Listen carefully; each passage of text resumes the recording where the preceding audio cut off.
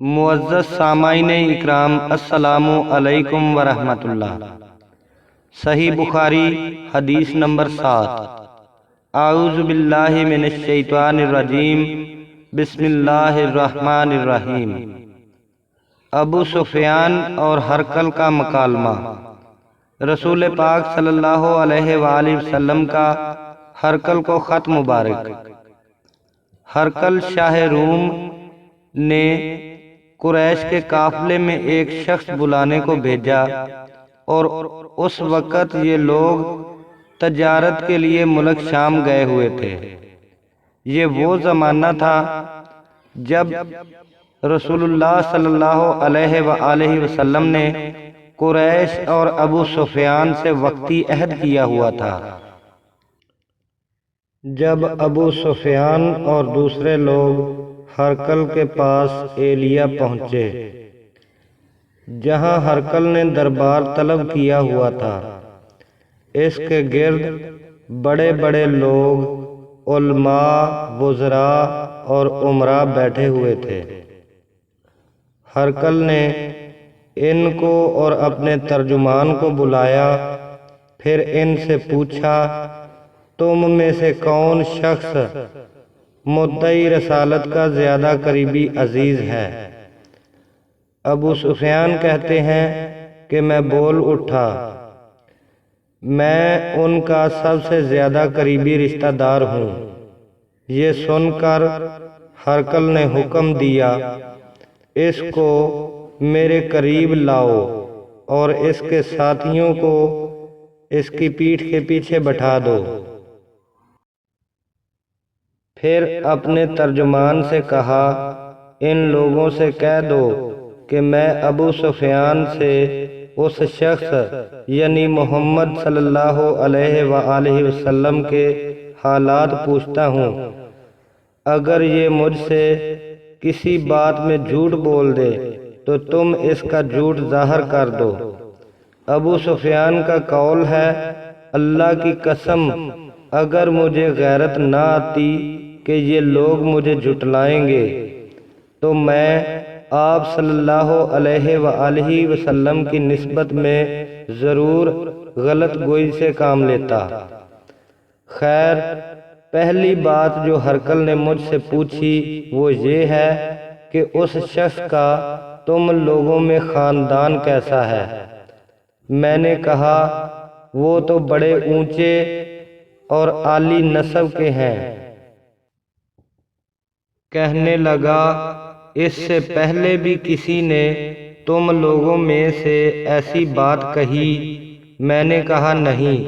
کہنے لگا، اچھا، اس کے بڑوں میں کوئی بادشاہ ہوا ہے؟ میں نے کہا نہیں۔ پھر اس نے کہا، بڑے لوگوں نے اس کی پیروی اختیار کی ہے یا کمزوروں نے؟ میں نے کہا، کمزوروں نے اس کی پیروی اختیار کی ہے۔ پھر کہنے لگا، اس کے تابعدار روز بروز بڑھتے جاتے ہیں یا کوئی ساتھی پھر بھی جاتا ہے؟ میں نے کہا نہیں۔ کہنے لگا، اپنے اس دعوی نبوت سے پہلے کسی بھی موقع پر اس نے جھوٹ بولا ہے؟ میں نے کہا نہیں۔ اور اب ہماری اس سے صلح کی ایک مقررہ مدت ٹھہری ہوئی ہے، معلوم نہیں وہ اس میں کیا کرنے والا ہے۔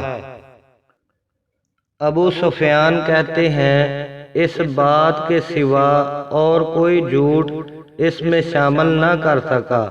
ہرقل نے کہا، تمہاری اس سے کبھی لڑائی بھی ہوتی ہے؟ ہم نے کہا ہاں۔ بولا، پھر تمہاری اور اس کی جنگ کا کیا حال ہوتا ہے؟ میں نے کہا، لڑائی ڈول کی طرح ہوتی ہے، کبھی وہ ہم سے میدان جنگ میں جیت لیتے ہیں اور کبھی ہم ان سے جیت لیتے ہیں۔ ہرقل نے پوچھا، وہ تمہیں کس بات کا حکم دیتا ہے؟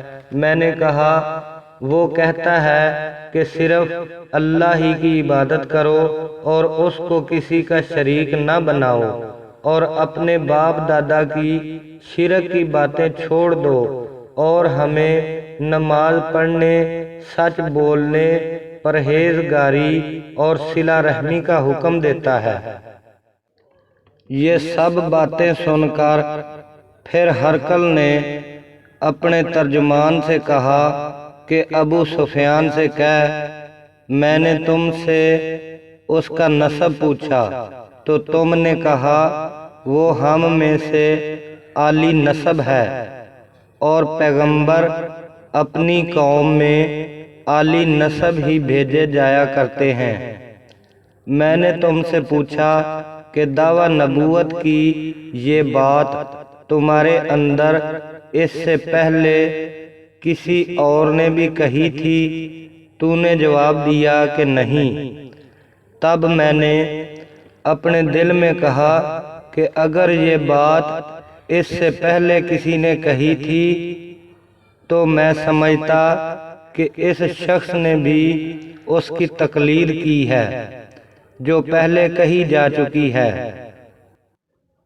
میں نے تم سے پوچھا کہ اس کے بڑوں میں کوئی بادشاہ بھی گزرا ہے تو تم نے کہا نہیں۔ تو میں نے دل میں کہا کہ ان کے بزرگوں میں سے کوئی بادشاہ ہوا ہوگا تو کہہ دوں گا کہ وہ شخص اس بہانے سے اپنے آباء و اجداد کی بادشاہت اور ان کا ملک دوبارہ حاصل کرنا چاہتا ہے۔ اور میں نے تم سے پوچھا اس بات کے کہنے یعنی پیغمبری کا دعویٰ کرنے سے پہلے تم نے کبھی اس کو دروغ گوئی کا الزام لگایا ہے؟ تم نے کہا نہیں۔ میں نے سمجھ لیا جو شخص آدمیوں کے ساتھ دروغ گوئی سے بچے وہ اللہ کے بارے میں کیسے جھوٹی بات کہے گا۔ اور میں نے تم سے پوچھا کہ بڑے لوگ اس کے پیروکار ہوتے ہیں یا کمزور آدمی؟ تم نے کہا کمزوروں نے اس کی اتباع کی، تو دراصل یہی لوگ پیغمبروں کی اتباع کرتے ہیں۔ اور میں نے پوچھا اس کے ساتھی بڑھ رہے ہیں یا کم ہو رہے ہیں؟ تم نے کہا وہ بڑھ رہے ہیں، اور ایمان کی کیفیت یہی ہوتی ہے، وہ کامل ہو جاتا ہے۔ میں نے پوچھا آیا کوئی اس کے دین سے ناخوش ہو کر مرتد بھی ہو جاتا ہے؟ تم نے کہا نہیں۔ ایمان کی خاصیت بھی یہی ہے، جن کے دلوں میں اس کی مسرت رچ بس جائے وہ لوٹا نہیں کرتے۔ اور میں نے پوچھا کہ وہ کبھی عہد شکنی کرتے ہیں؟ تم نے کہا نہیں۔ پیغمبروں کا یہی حال ہوتا ہے، وہ عہد کی خلاف ورزی نہیں کرتے۔ میں نے تم سے کہا کہ وہ تم کو کس چیز کے لیے کہتے ہیں؟ تم نے کہا وہ ہمیں حکم دیتے ہیں کہ اللہ کی عبادت کرو اور اس کے ساتھ کسی کو شریک نہ ٹھہراؤ۔ اس کے ساتھ کسی کو شریک نہ ٹھہراؤ، اور تمہیں بتوں کی پرستش سے روکتے ہیں، سچ بولتے ہیں اور پرہیزگاری کا حکم دیتے ہیں۔ لہذا یہ باتیں تم کہہ رہے ہو سچ ہیں۔ ان قریب وہ اس جگہ کے مالک ہو جائیں گے جہاں پہ میرے دونوں پاؤں ہیں۔ مجھے معلوم تھا کہ وہ پیغمبر آنے والے ہیں، مگر مجھے یہ نہیں معلوم تھا کہ وہ تمہارے اندر ہیں۔ اگر میں جانتا کہ میں ان تک پہنچ سکوں گا تو میں ان سے ملنے کے لیے ہر تکلیف گوارا کرتا۔ اگر میں ان کے پاس ہوتا تو ان کے پاؤں دھوتا۔ ہرقل نے حضور صلی اللہ علیہ وآلہ وسلم کا وہ خط مبارک منگایا جو آپ صلی اللہ علیہ وآلہ وسلم نے وحی قلبی کے ذریعے حاکم بصرہ کے پاس بھیجا تھا، اور اس نے وہ خط مبارک ہرقل کے پاس بھیج دیا۔ پھر خط مبارک کو پڑھا تو اس میں لکھا تھا، اللہ کے نام کے ساتھ جو نہایت مہربان اور رحم والا ہے۔ اللہ کے بندے اور پیغمبر محمد صلی اللہ علیہ وآلہ وسلم کی طرف سے یہ خط ہے، شاہ روم کے لیے۔ اس شخص پر سلام ہو جو ہدایت کی پیروی کرے۔ اس کے بعد میں آپ کے سامنے دعوت اسلام پیش کرتا ہوں۔ اگر آپ میری دعوت اسلام سے روگردانی کریں گے تو آپ کی رایا کا گناہ بھی آپ پر ہوگا۔ اور اے اہل کتاب، ایک ایسی بات پر آ جاؤ جو ہمارے اور تمہارے درمیان یکساں ہے، وہ یہ ہے کہ ہم اللہ کے سوا کسی کی عبادت نہ کریں اور کسی کو اس کا شریک نہ بنائیں، اور نہ ہم سے کوئی کسی کو اللہ کے سوا اپنا رب بنائے۔ پھر اگر وہ اہل کتاب اس بات سے منہ پھیر لیں تو مسلمانوں، تم ان سے کہہ دو کہ تم مانو یا نہ مانو، ہم تو ایک اللہ کے اطاعت گزار ہیں۔ ابو سفیان کہتے ہیں، جب ہرقل نے جو کچھ کہنا تھا کہہ دیا اور خط پڑھ کر فارغ ہوا تو اس کے ارد گرد بہت شور و غوغا ہوا، بہت سی آوازیں اٹھیں اور ہمیں باہر نکال دیا گیا۔ تب میں نے اپنے ساتھیوں سے کہا کہ ابو کبشہ کے بیٹے نبی کریم صلی اللہ علیہ وآلہ وسلم کا معاملہ تو بہت بڑھ گیا، دیکھو تو اس سے بنی اصغر روم کا بادشاہ بھی ڈرتا ہے۔ مجھے اس وقت سے اس بات کا یقین ہو گیا کہ نبی اکرم صلی اللہ علیہ وآلہ وسلم ان قریب غالب ہو کر رہیں گے، حتیٰ کہ اللہ پاک نے مجھے مسلمان کر دیا۔ راوی کا بیان ہے کہ ابن ناطور ایلیا کا حاکم، ہرقل کا مصاحب اور شام کا نصارہ لاڈ پادری بیان کرتا تھا کہ ہرقل جب ایلیا آیا ایک دن صبح کو پریشان اٹھا تو اس کے درباریوں نے دریافت کیا کہ آج ہم آپ کی حالت بدلی ہوئی پاتے ہیں، کیا وجہ ہے؟ ابن ناطور کا بیان تھا کہ ہرقل نجومی تھا، علم نجوم میں وہ پوری مہارت رکھتا تھا۔ اس نے اپنے ہم نشینوں کو بتایا کہ میں نے آج رات کو ستاروں پر نظر ڈالی تو دیکھا ہے کہ ختنہ کرنے والوں کا بادشاہ ہمارے ملک پر غالب آ گیا ہے۔ بھلا اس زمانے میں کون لوگ ختنہ کرتے ہیں؟ انہوں نے کہا، یہود کے سوا کوئی ختنہ نہیں کرتا، سو ان کی وجہ سے پریشان نہ ہوں۔ سلطنت کے تمام شہروں میں یہ حکم لکھ بھیجے کہ وہاں جتنے یہودی ہوں سب قتل کر دیے جائیں۔ اور وہ لوگ انہی باتوں میں مشغول تھے کہ ہرقل کے پاس ایک آدمی لایا گیا جسے شاہ غسان نے بھیجا تھا۔ اس نے رسول اللہ صلی اللہ علیہ وآلہ وسلم کے حالات بیان کیے۔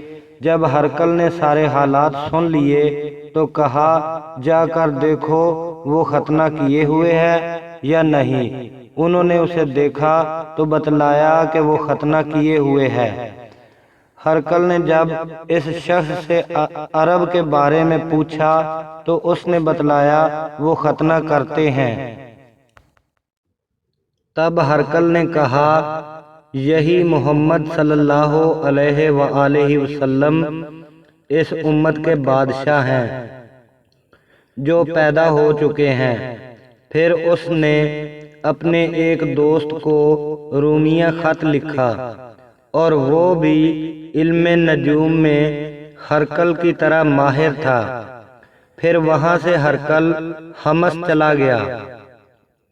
ابھی حمص سے نکلا نہیں تھا کہ اس کے دوست کا خط اس کے جواب میں آ گیا۔ اس کی رائے بھی نبی کریم صلی اللہ علیہ وآلہ وسلم کے ظہور کے بارے میں ہرقل کے موافق تھی کہ محمد صلی اللہ علیہ وآلہ وسلم پیغمبر ہیں۔ اس کے بعد ہرقل نے روم کے بڑے دو آدمیوں کو اپنے حمص کے محل میں طلب کیا اور اس کے حکم سے محل کے دروازے بند کر دیے گئے۔ پھر وہ اپنے خاص محل سے باہر آیا اور کہا، اے روم والو، کیا ہدایت اور کامیابی میں کچھ حصہ تمہارے لیے بھی ہے۔ اگر تم اپنی سلطنت کی بقا چاہتے ہو پھر اس نبی صلی اللہ علیہ وآلہ وسلم کی بیعت کر لو اور مسلمان ہو جاؤ۔ یہ سننا تھا کہ پھر وہ لوگ وحشی گدھوں کی طرح دروازوں کی طرف دوڑے مگر انہیں بند پایا۔ آخر ہرقل نے اس بات سے ان کی نفرت دیکھی اور ان کے ایمان لانے سے مایوس ہو گیا تو کہنے لگا ان لوگوں کو میرے پاس لاؤ۔ جب وہ لوگ واپس آئے تو اس نے کہا میں نے جو بات کہی تھی اس سے تمہاری دینی پختگی مقصود تھی، سو میں نے وہ دیکھ لی۔ یہ بات سن کر وہ سب کے سب اس کے سامنے سجدے میں گر پڑے اور اس سے خوش ہو گئے۔ بالآخر ہرقل کی آخری حالت یہی رہی۔